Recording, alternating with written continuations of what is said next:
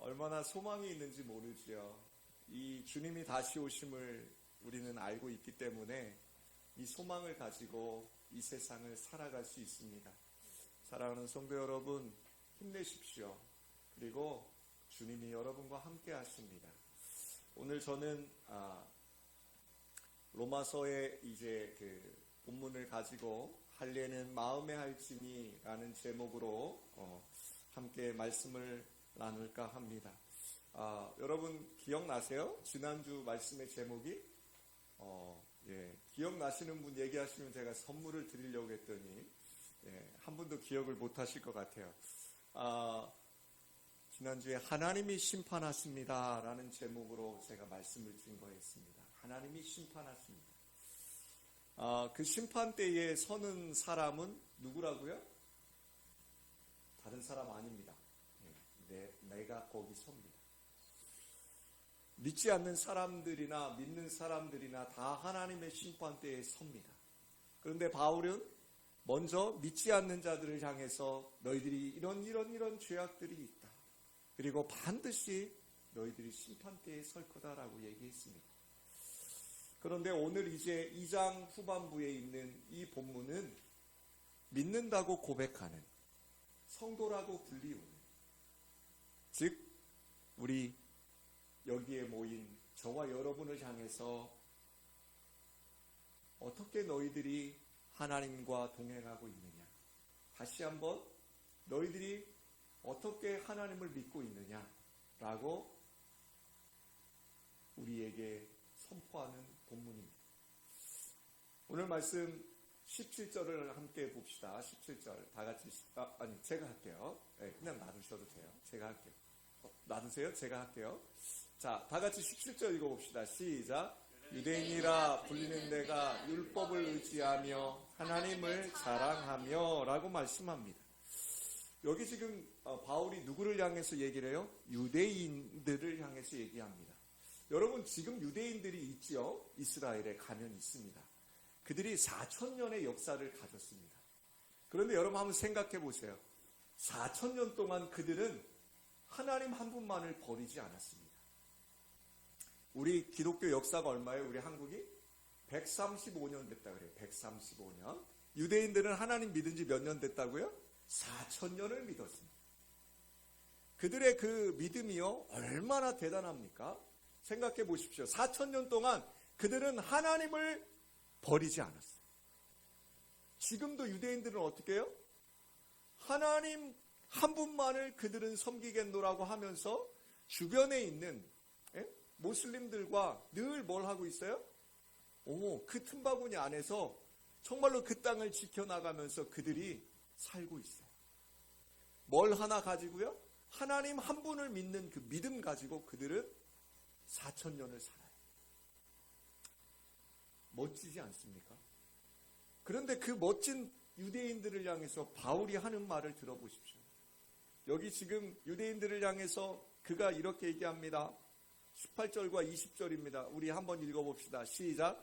율법의 교훈을 받아 하나님의 뜻을 알고 지극히 선한 것을 분간하며 맹인의 길을 인도하는 자요, 어둠에 있는 자의 빛이요, 율법에 있는 지식과 진리의 모본을 가진 자로서 어리석은 자의 교사요, 어린아이의 선생이라고 스스로 믿으니라고 합니다.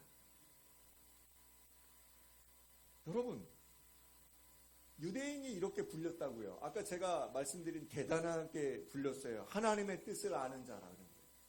멋지지 않습니까? 하나님의 뜻을 아는 자. 우리 중에도 그런 분들 계시지 않습니까? 성경을 통달하신 분들이 많아요. 저보다 더 성경 많이 읽고 저보다 더 성경 많이 쓰시고 더 말씀을 막 잘 아세요. 또 그리고 또 뭐라고 얘기하냐면 선한 것을 분별해요. 그리고 어둠에 있는 사람들을 인도하는 빛이라고 얘기해요. 그리고 어리석은 자와 어린아이의 선생이라고 얘기합니다. 유대인들이 그렇게 불렸어요. 지금으로 얘기하면 어떤 사람이에요? 신앙생활, 믿음 정말 좋은 사람들.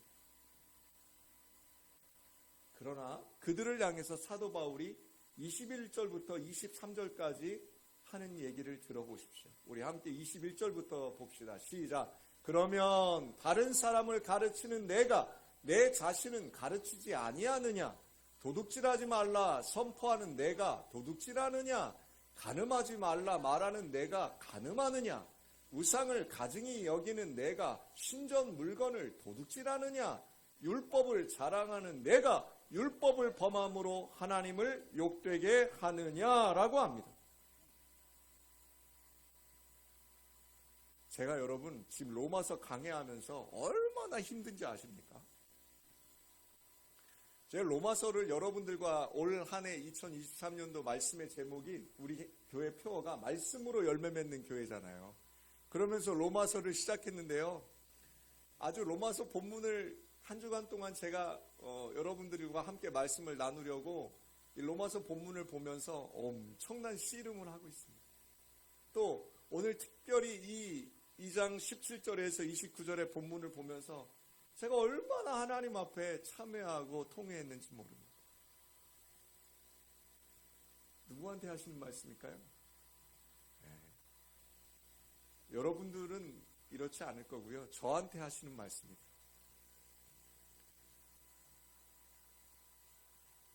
하나님께서 주신 율법을 맡은 유대인들이 그 율법을 가르친다고 하면서 정작 자신들은 그 율법대로 살아내지 못하고 있다라고 바울은 말합니다. 그래서 바울이 24절에 이렇게 딱 이야기를 합니다. 24절 말씀 같이 한번 읽어봅시다. 시작. 기록된 바와 같이 하나님의 이름이 너희 때문에 이방인 중에서 모독을 받는도다. 저희 애들이 밖에 나가가지고 말썽 부리면 누구 불러요? 엄마 아빠 부릅니다. 저희 애들이 밖에 나가서 상을 받으면 누가 제일 좋아요? 부모된 제가 제일 좋습니다. 여기 지금 자녀의 잘못된 행동으로 부모의 이름에 먹칠을 하는 것처럼 하나님의 율법을 맡았다고 하는 유대인들이 그 율법에 걸맞는 삶이 없었기에 하나님의 이름을 욕되게 한다라고 바울은 이야기합니다. 즉 예수 믿는다는 여러분들이 예수 믿는 사람처럼 살지 못하면 누가 욕을 먹어요? 하나님의 이름이 욕을 먹어요. 사도 바울이 그 얘기하는 거예요. 그러면서 25절과 26절에는 이렇게 이야기합니다. 25절, 26절 읽어봅시다. 시작. 내가 율법을 행하면 할례가 유익하나 만일 율법을 범하면 내 할례는 무할례가 되느니라. 그런즉 무할례자가 율법의 규례를 지키면 그 무할례를 할례와 같이 여길 것이 아니냐라고 합니다. 유대인들은요, 할례 받은 그 증표 하나면 자기들은 끝났다고 생각했습니다. 그들은 지금도 그렇게 삽니다. 그들은 오직 이방의 사람들은 개처럼 여깁니다. 오직 누구만이요? 이스라엘 민족들만이, 유대인들만이 선택받은 민족이기 때문에 구원은 누구에게만 있어요? 유대인에게만 있다라고 이야기를 합니다. 지금 여기도 그들은 그렇게 여기는 것입니다. 그들은 이미 할례를 받았으므로 유대인이기 때문에 그들은 승리했다고 생각합니다. 그러나 바울은 무엇이라고 이야기합니까? 율법을 행하는 삶이 없으면 내 할례는 뭐가 된다고요? 무할례가 된다라고 얘기합니다. 필요 없다는 겁니다. 여러분, 할례를 아시죠? 할례는 어쩌죠? 창세기 17장 10절과 11절에 하나님이 행하라고 하신 거예요. 한번 읽어봅시다. 10절부터 시작. 너희 중 남자는 다 할례를 받으라. 이것이 나와 너희와 너희 후손 사이에 지킬 내 언약이니라. 너희는 포피를 베어라. 이것이 나와 너희 사이의 언약의 표징이니라. 아멘. 할례는요, 잘라내다, 베어내다 라는 뜻이 있습니다. 옛날에 우리 지금으로 얘기하면 이게 이제 포경수술이죠. 여러분, 하나님께서 왜 할례를 이스라엘 백성들에게 하라고 하셨을까요? 그것은 하나님의 백성됨의 증표로 주신 거예요. 여러분에게 하나님이 왜 세례를 신약시대에 주게 하실까요? 그 세례도 뭐예요? 증표일 뿐입니다. 오해하시면 안 됩니다. 세례받는 것이 구원받는 게 아닙니다, 여러분. 바울이 그 얘기하는 겁니다. 너희가 할례 받았다고 구원받는 게 아니라는 겁니다. 세례는, 할례는 뭐예요? 구원의 증표라는 것입니다. 사랑하는 성도 여러분, 하나님이 할례를 어디에 하게 하셨어요? 남자의 생식기에 하게 하셨어요. 왜 그러셨을까요? 아니, 다른 거 잘라낼 수도 있잖아요. 너는 팔뚝에다가 내 이름을 새겨라. 아니면 발목에다 내 이름을 새겨라. 아니면 귓볼에다 내 이름을 새겨라. 막 이러실 수도 있잖아요. 아니면 이마에 새겨라. 이럴 수도 있는데, 남자의 생식기에 그 할례를 받고 있어요. 왜 그러셨을까요? 팔뚝에 있으면 어떨 것 같아요? 나 할례 받은 사람이야. 이럴 것 같았나 봐요. 발목에다 새기면요. 발목 보여주면서 나 할례 받았어. 이럴 줄 아셨던 거예요. 왜 할례를 거기에 하라고요? 자랑하지 말라고요. 여러분과 저의 세례받음은 자랑하지 말라는 거예요. 그 자랑이 아니라 뭐 하라고요? 세례받은 교인으로서 그렇게 삶을 살아내라는 거죠. 사랑하는 성도 여러분, 사도 바울은 28절과 29절에서 이렇게 이야기합니다. 28절과 29절 한번 읽어봅시다. 시작. 무릇 표면적 유대인이 아니요 표면적 육신의 할례가 아니니라. 오직 이면적 유대인이 유대인이며 할례는 마음에 할지니 영에 있고 율법 조문에 있지 아니한 것이라. 그 칭찬이 사람에게서가 아니요 다만 하나님에게서니라. 아멘. 여러분, 바울이 여기서 뭐라고 이야기합니까? 표면적인 육체의 할례가 있다고 해서 구원받은 백성이 될 수 없다라고 얘기합니다. 신명기 10장 16절에서요, 모세가 이렇게 이야기합니다. 자, 다 같이 봅시다. 시작. 그러므로 너희는 마음의 할례를 행하고 다시는 목을 곱게 하지 말라라고 합니다. 또 사도행전 7장 51절에 보면 이렇게 기록되어 있습니다. 시작. 목이 곧고 마음과 귀에 할례를 받지 못한 사람들아, 너희도 너희 조상과 같이 항상 성령을 거스르는 도다라고 고백합니다. 할례를 어디에 받으라고요? 마음에 할지. 여기 29절에 할례를 마음에 할지니라고 말씀하십니다. 여러분, 마음의 할례가 뭘까요? 그것은 내 안에 있는 욕망, 내 안에 있는 혈기, 내 안에 있는 악한 본성으로 인해서 내 자신을 하나님의 비달에 탁 비췄을 때 그것들이 어떻게 하는 거예요? 하나님의 빛이 그 내 마음을 찌르는 거예요. 내 욕망을, 내 욕심을, 내 혈기를, 내 교만을. 오늘 이 로마서의 말씀의 빛이요, 지금 여기 앉아있는 저와 여러분을요 막 찔러대야 돼요. 그리고 그 찔려지는 그 마음, 그 아픈 마음을 부여잡고요, 하나님의 그 십자가를 바라보면서 내 옛사람을 잘라내는 것입니다. 여러분, 구약시대에도 모세가 한 얘기를 우리가 봤죠. 너희가 어디에 할례를 받으라고요? 마음의 할례를 받으라. 할례에 따르는 삶이 있어야 된다.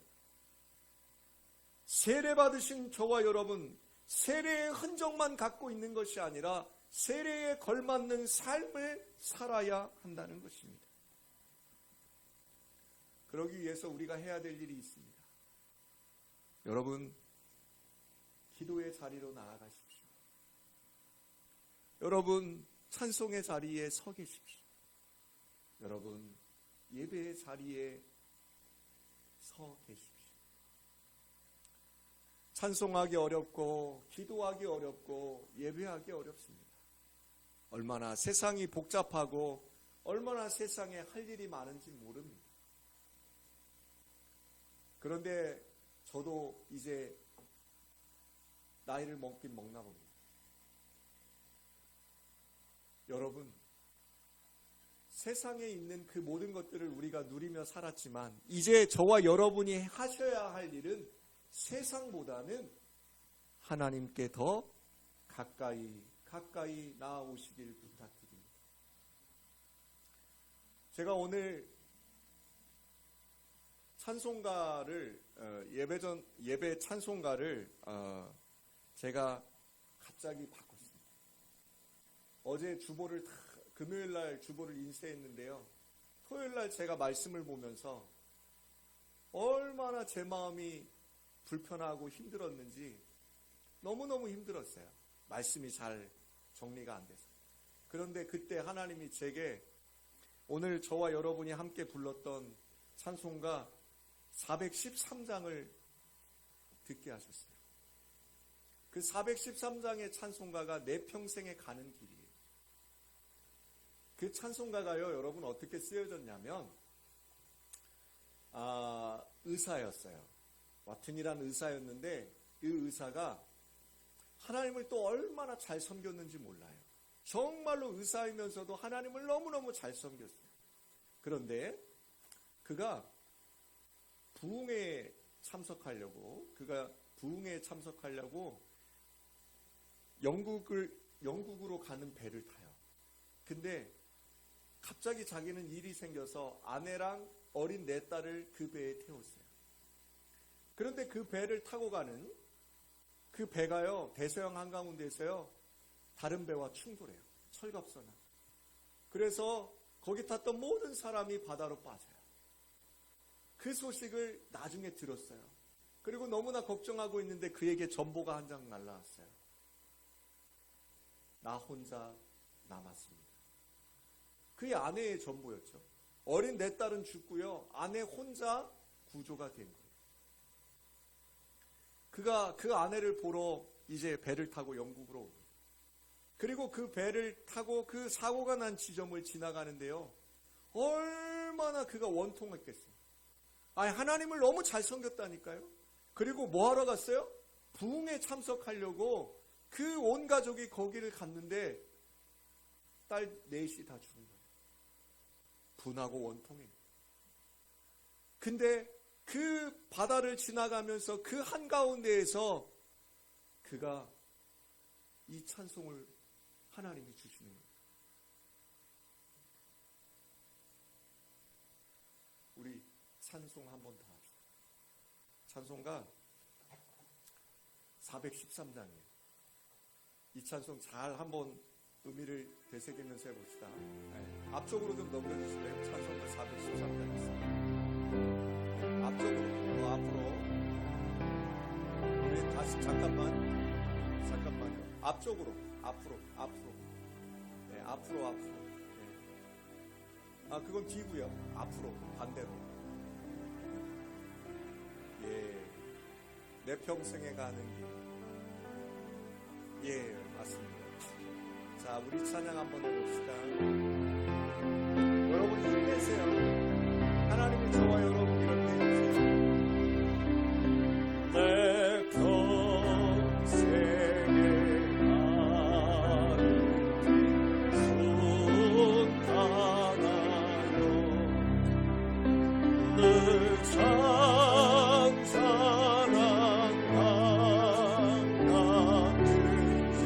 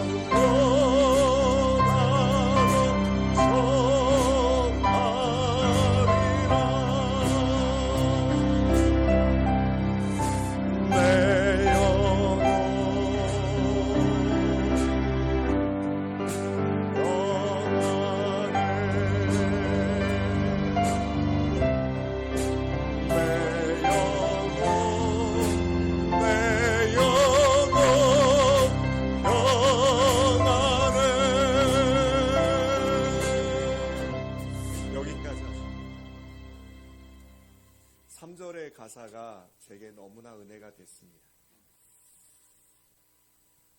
여러분과 저에게 오늘 본문을 통해서 바울이 굉장히 책망하는 것입니다. 너희가 그렇게 살지 못한다는 것입니다. 저와 여러분이 하나님 앞에 예배한다고, 하나님 앞에 헌금한다고, 하나님 앞에 헌신한다고 하면서도 하나님 앞에만 우리가 헌신하고 있지는 않습니까? 여러분에게 맡겨주신 가정이 있고, 여러분에게 맡겨주신 직장이 있고, 여러분에게 맡겨주신 학업이 있고, 여러분이 세상에 나가 살면서 과연 하나님 믿는 자처럼 정말로 세례받은 교인처럼 그렇게 살아가고 있으신지. 마음의 할례를 받아라. 사랑하는 여러분, 저는 오늘 말씀의 제목을 이 구절로 정했습니다. 마음의 할례를 받아라. 여러분, 먼저 마음의 할례를 받기 위해서 우리가 반드시 해야 될 일이 있습니다. 그것은 먼저 하나님 앞에 진실로 회개하는 것입니다. 여러분이 하나님 앞에 오실 때 제일 먼저 하셔야 할 일이 바로 그 참회의 기도입니다.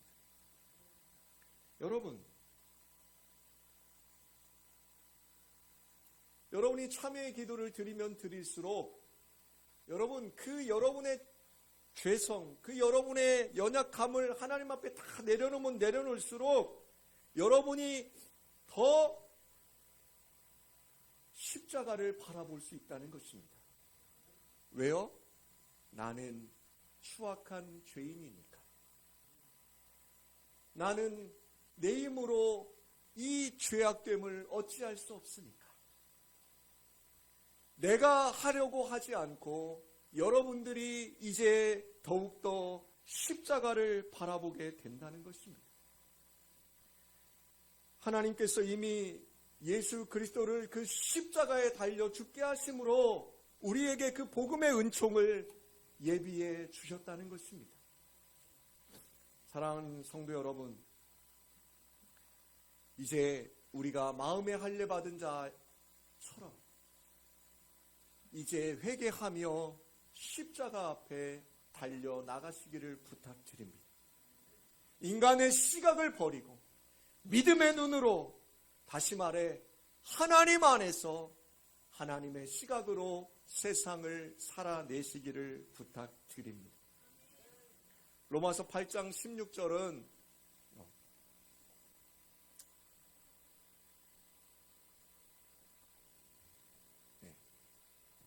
로마서 8장 16절에 우리에게 그렇게 말씀합니다. 면류관을 보고 하나님의 영광을 참여할 것을 바라며 기뻐하라고 이야기합니다. 현재의 수고와 환난에도 포기하지 않고 앞의 것을 향해서 나아가라고 이야기합니다. 여러분, 마음의 할례 받은 자가 어떤 자라고요? 어렵지 않게 여러분 한 가지로만 얘기하면 여러분이 날마다 십자가를 바라보는 삶을 살아내는 것입니다. 그게 마음의 할례 받은 자의 삶이라는 것입니다. 사랑하는 여러분, 기억하십시오. 여러분 혹시 괴롭지 않을 때가 있습니까? 혹시 마음에 찔림이 없이 신앙생활하고 계신 적 있으십니까?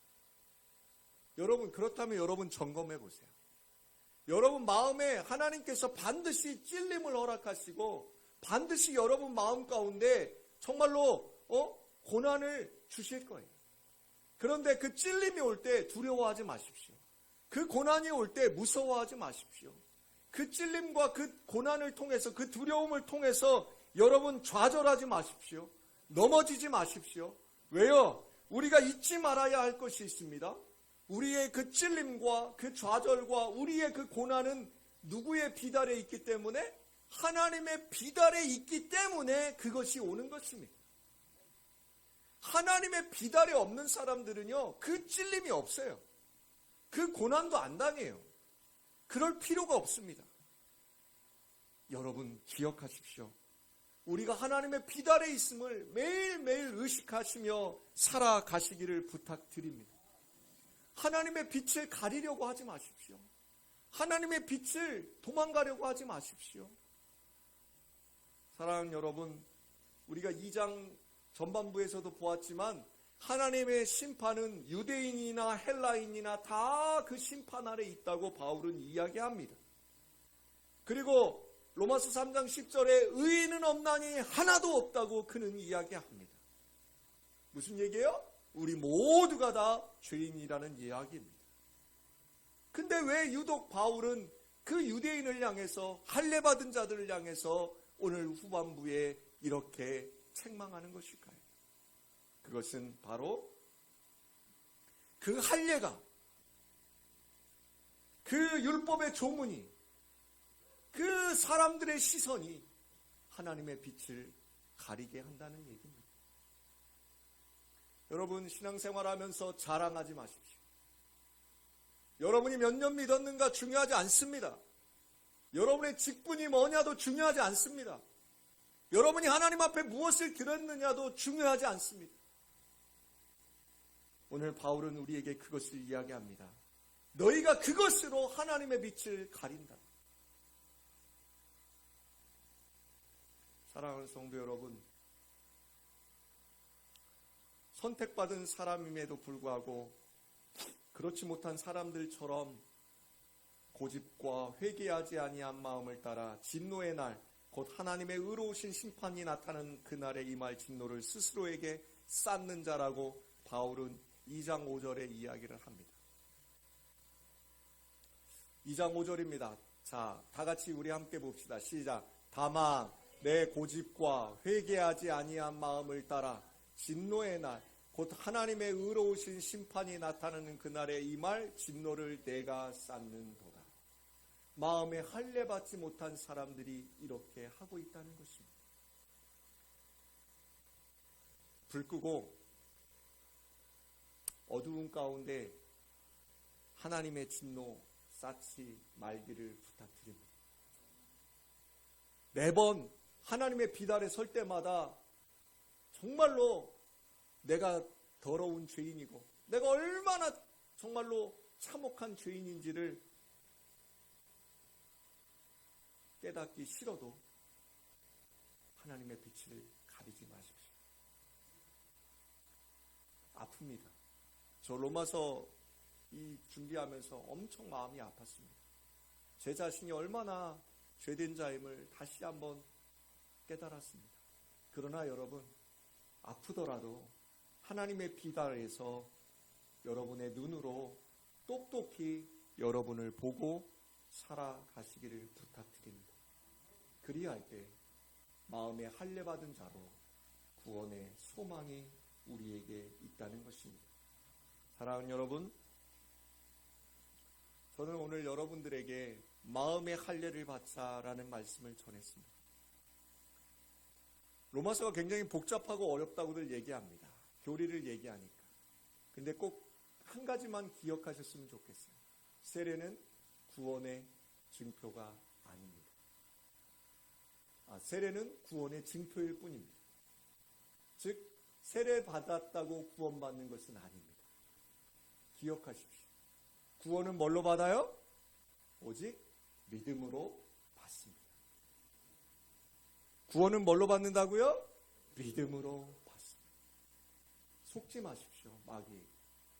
여러분, 넘어질 때도 있고 쓰러질 때도 있지만 그 넘어지고 쓰러졌다고 하나님의 빛을 가리지 마십시오. 그 빛 아래로 걸어 나오셔서 하나님의 빛 아래에서 아까 우리가 불렀던 214장 찬양처럼 그 십자가의 보혈에 우리의 죄를 다 맑게 씻어주신 예수님을 의지하며 주님이 저와 여러분에게 하시는 말씀이 뭐예요? 평안하라. 여러분, 여러분의 마음에 이렇게 선포해 보십시오. 내 영혼 평안해. 내 영혼 평안해. 내 영혼 평안해. 여러분, 평안한 마음으로 하나님의 빛 아래 거하시며 날마다 마음의 할례를 받으시길 주의 이름으로 축복합니다.